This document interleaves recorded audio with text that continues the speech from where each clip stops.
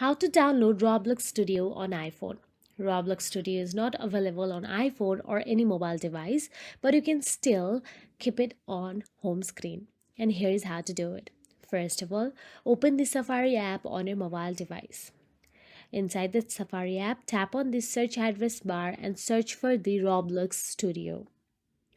Type down the Roblox Studio and hit enter. Now, once you search for the Roblox Studio, tap on the official website of the Roblox.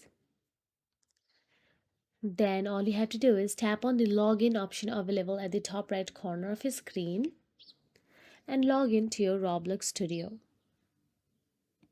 Now, once logged in, tap on the share icon at the bottom tab. Once you tap on the share icon, a pop-up menu will appear on your screen. From there, all you have to do is scroll down and tap on the Add to Home Screen option available there. Once you tap on the Add to Home Screen, you can rename it according to your preferences, but here I'm keeping as Roblox Studio Hub, and that is it. If you found this video helpful, please like, share and subscribe, and thank you so much for watching.